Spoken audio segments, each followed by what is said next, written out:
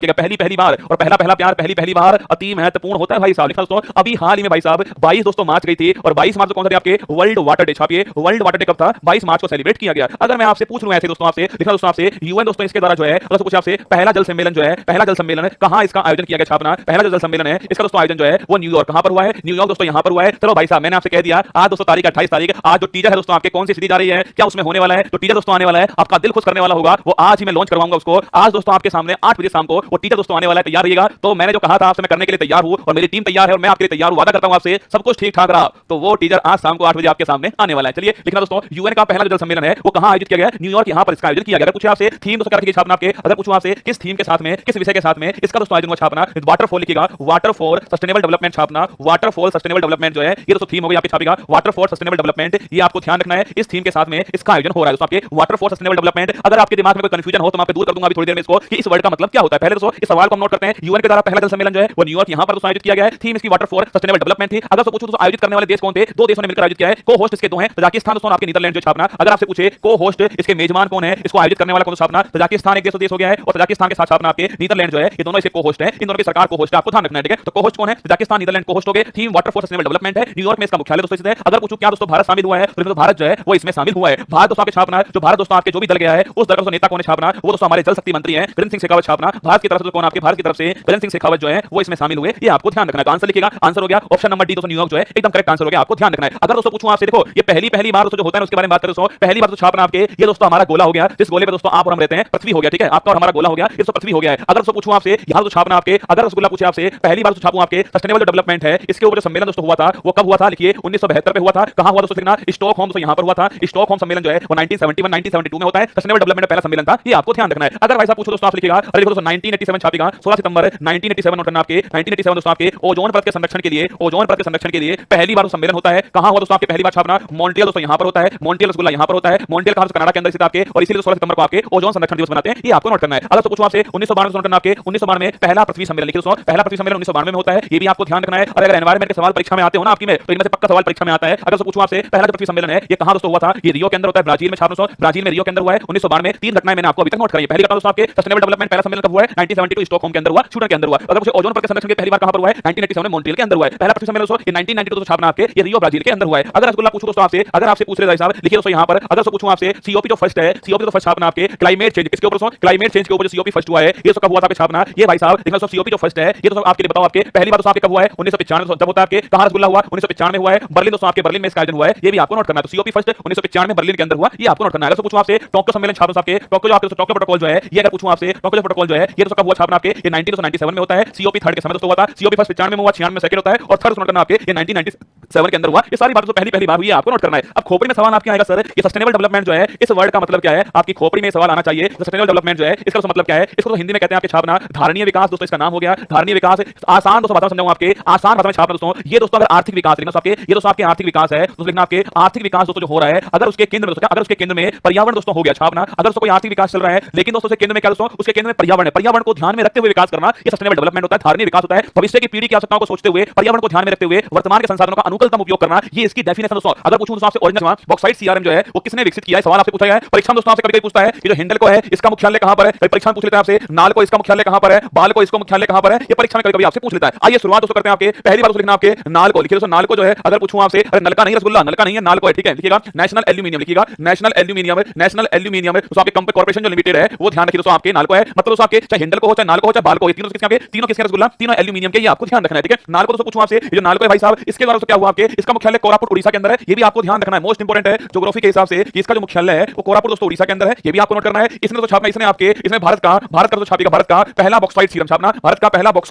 Bauxite जो serum है वो विकसित कर लिया है और लिखना ये विश्व का 5वां है ये वर्ल्ड का दोस्तों 5वां हो गया है और भारत का पहला है ये आपको ध्यान रखना है। अभी बताऊंगा सीआरएम क्या होता है पर पहले तो आपके न्यूज की आपके हेडलाइन आपको समझनी होगी। तो नालको के द्वारा भारत का पहला बॉक्साइट सीआरएम जो है इसको डेवलप किया गया है इसमें किसने सहायता की नालको के साथ में बीएआर लिखना सके नालको के साथ में अगर पूछूं आपसे किसने सहयोग किया है तो आपको ध्यान रखना सहयोग करने वाला कौन है भाभा एटॉमिक रिसर्च छापना भाभा एटॉमिक रिसर्च जो सेंटर है बीएआरसी इसने तो छापना आपके इसने जो इसमें आपकी छापना बीएआरसी ने क्या किया सपोर्ट किया है और ये कहां पर ट्राम्बे महाराष्ट्र में स्थित है ये भी आपको ध्यान रखना है। तो अगर परीक्षा पूछे आपसे किन दोनों ने मिलकर दोस्तों आपके नालको और आपके नालको और छापना आपकी जो बीआरसी है इन दोनों ने मिलकर भाई क्या है इन दोनों ने मिलकर जो आपके भारत का पहला बॉक्साइट सीआरएम जो डेवलप किया है ये वर्ल्ड का 5वां ध्यान रखिएगा आपके। अगर पूछूं आपसे आपके सवाल आएगा दिमाग में कि सर इसका नाम क्या है इसका अगर पूछूं आपसे नाम क्या है देखो किसका सहयोग हुआ है बीएआरसी का सहयोग हुआ है नाम पूछे आपसे छापना बीएआरसी V1201 जो है ये इसका नाम था, ये भी आपको ध्यान रखना है, ठीक है। तो BARC V1 दोस्तों आपके V1201 जो है ये इसका नाम है। अब पूछोगे सर ये CRM क्या होता है? सर्टिफाइड दोस्तों आपके रेफरेंस दोस्तों आपके मटेरियल होता है। एक्चुअली दोस्तों आपके अगर बॉक्साइड दोस्तों धातु जो है ना, तो धातु दोस्तों के विलोप जो होते हैं आपके, कोई धातु दोस्तों हमने लिए वो सर्टिफाइड कर दिया हमने, मान लो दोस्तों ये उसका स्टैंडर्ड तय कर दिया है। अब भविष्य में तो जो भी धातु बनेगी ना उसकी तुलना इससे होने वाली है। ये क्योंकि ये वाला जो है ना वो सबसे प्योर है, ये वाला दोस्तों अपने आप में एक नया स्टैंडर्ड है। अब जो भी बनेगा रसगुल्ला आगे उसकी तुलना इससे होने वाली प्रयोगशाला के अंदर, उस वाली जो नहीं बनने वाली उसकी धातु है उसकी गुणवत्ता चेक करेंगे, हमें उसका कुछ भी करना होगा ना तो इसके साथ तुलना हम करने वाले हैं। जिस प्रकार दोस्तों आपके जो शर्मा जी का दोस्तों बेटा आदर्श होता है ना, हमारी तुलना उससे होती है। और शर्मा जी के बेटे ने देखो सीए निकाल लिया, शर्मा जी के बेटे ने देखो ये वाली गाड़ी खरीद ली, शर्मा जी के बेटे ने देखो शादी कर ली, शर्मा जी के बेटे की देखो कितनी अच्छी है। तो शर्मा जी का जो बेटा है भाई साहब वो हमारे लिए दोस्तों क्या है? CRM है, सर्टिफाइड दोस्तों रेफरेंस मटेरियल है, हमारी तुलना उससे होने वाली है। तो शर्मा जी का बेटा कौन है? शर्मा जी का बेटा दोस्तों ये है पहला बॉक्साइड CRM है, ठीक है। लिखिएगा अगर दोस्तों पूछूं आपसे ये CRM दोस्तों क्या है लिखना, ये शर्मा जी का बेटा है लिखना, ये शर्मा जी का बेटा है भाई साहब। मतलब दोस्तों क्या है ये दोस्तों लिखना, इसकी फुल फॉर्म क्या है? इसकी फुल फॉर्म है सर्टिफाइड, लिखिएगा इसकी फुल फॉर्म क्या है? सर्टिफाइड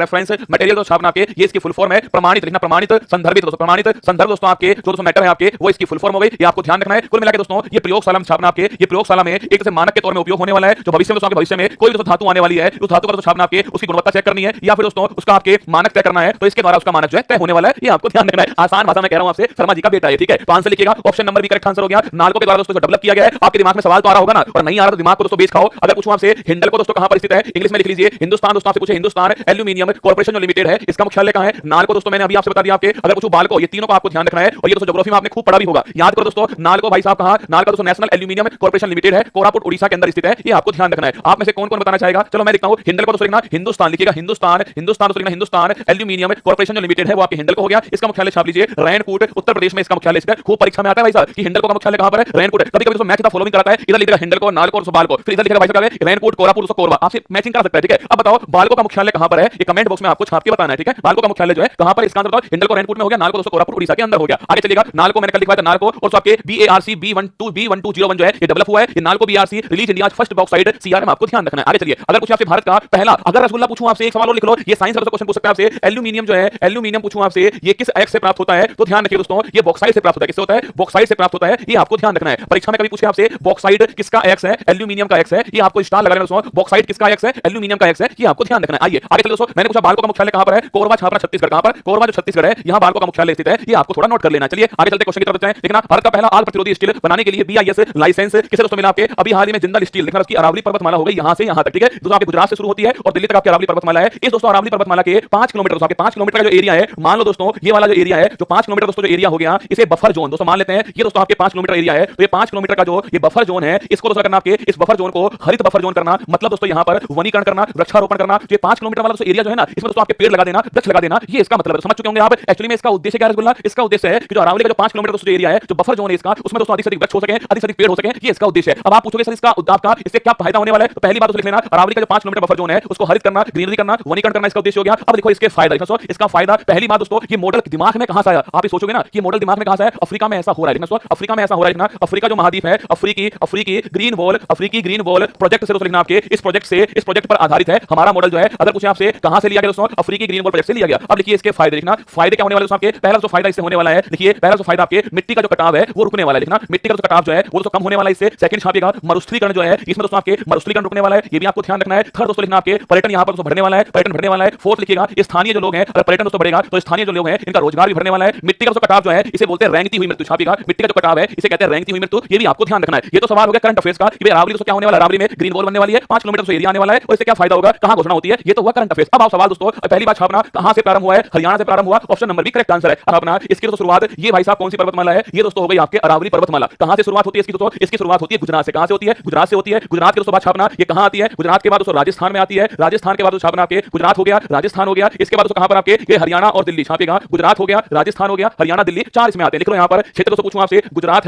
है, राजस्थान है, हरियाणा है और दिल्ली है, ये चारों इसके अंदर आते हैं। ये भी आपको ध्यान रखना है। अगर पूछो कितनी दोस्तों लंबाई इसकी जो कुल लंबाई है वो 692 किलोमीटर है, ये भी आपको नोट करना है। अगर पूछे आपसे अरावली की कुल लंबाई कितनी है? 692 किलोमीटर आपको नोट करनी है। अगर मैं पूछूं आपसे सबसे ऊंची चोटी छापना, अगर पूछे आपसे सबसे ऊंची चोटी दोस्तों कौन सी है इसकी, वो आपको ध्यान रखना। आपके गुरु शिखर जो है सबसे ऊंची चोटी है, और कितनी ऊंचाई इसकी? 1722 मीटर आपकी इसकी ऊंचाई है। कहां इसकी दोस्तों छापना? ये माउंट आबू राजस्थान लिखना, माउंट आबू सिरोही राजस्थान के अंदर स्थित है, ये आपको ध्यान रखना है। अब सबसे महत्वपूर्ण सवाल आपकी ज्योग्राफी की परीक्षा यहां पर होने वाली है। अगर पूछूं आपसे अरावली पर्वतमाला का निर्माण कौन से युग में हुआ है? अब देखते हैं भाई साहब, पानी पानी हो गई, बताओ रसगुल्ला। अब बताओ तुम, अरावली जो पर्वतमाला है इसका जो निर्माण है ये कौन से युग में हुआ है? इसका आंसर कमेंट बॉक्स में छाप देना आपको, और लिखना इसे खनिजों का अजायब घर, क्या बोलते हैं? खनिजों का अजायब घर भी कहते हैं अरावली पर्वतमाला को। ये आपको जानना, खनिजों का अजायब घर जो है ये इसे कहा जाता है। परीक्षा में सवाल पूछा गया आपसे अरावली पर्वतमाला का जो निर्माण है वो कौन से युग में हुआ है? कमेंट बॉक्स में आपको छाप देना। अब बताओ सब लिख रहे हैं गुरुजी अरावली की सबसे छोटी गुरु शिखर है। अरे बच्चे बच्चे को पता है। इधर आ बेटा, इधर बता मुझे इसका निर्माण कौन से युग में हुआ है, कमेंट बॉक्स में ये छाप के बता, ठीक है। देखिए दोस्तों, ये अरावली पर्वतमाला हो गई, ग्रीन वॉल प्रोजेक्ट हो गया, इंपॉर्टेंट सवाल है। अरे ये सारी न्यूज जो है ना दोस्तों, ये सारी न्यूज जो है वो इंग्लिश जो पेपर्स है ना आपकी, इंडियन एक्सप्रेस है, द हिंदू है, वहां पर आते हैं सारी न्यूज। आगे देखिएगा, राखी गढ़ी दोस्तों, अरे अभी हरियाणा के अंदर कहां, हरियाणा दोस्तों राखी गढ़ी मैंने आपको कहा। अरे हड़प्पा जो सभ्यता है, हड़प्पा जो सभ्यता है, इसका सबसे बड़ा जो संग्रहालय है वो कहां दोस्तों बनाया जा रहा है, वो आपके छापना राखी गढ़ी में बनाया जा रहा है। ये आपको ध्यान रखना है। फतेहाबाद जो छापेगा आपके नॉर्थ इंडिया से पूछूं आपसे, उत्तर भारत का पहला परमाणु जो संयंत्र है वो कहां स्थापित हो रहा है, ये फतेहाबाद में हो रहा है, आपको ध्यान रखना है। फरीदाबाद पूछूं दोस्तों आपसे छापना, फरीदाबाद दोस्तों आपके 36वां जो सूरजकुंड मेला है अभी हाल ही में कहां दोस्तों हुआ था, ये फरीदाबाद हरियाणा के अंदर 36वां सूरजकुंड मेला हुआ। प्री कैम्ब्रियन, अगर पूछे आपसे अरावली का निर्माण कब हुआ है, प्री कैम्ब्रियन युग में हुआ है, ये आपको ध्यान रखना है। प्री कैम्ब्रियन युग में हुआ, ये सबसे दोस्तों पुराना युग है, इसलिए दोस्तों आपके अभी जो अरावली है वो अवशिष्ट पर्वतमाला के रूप में स्थित है, ये भी आपको ध्यान रखना है, ठीक है। अवशिष्ट पर्वतमाला के रूप में स्थित आपके प्री कैम्ब्रियन युग में इसका निर्माण हुआ है, ये आपको नोट करना है। चलिए आगे चलते दोस्तों,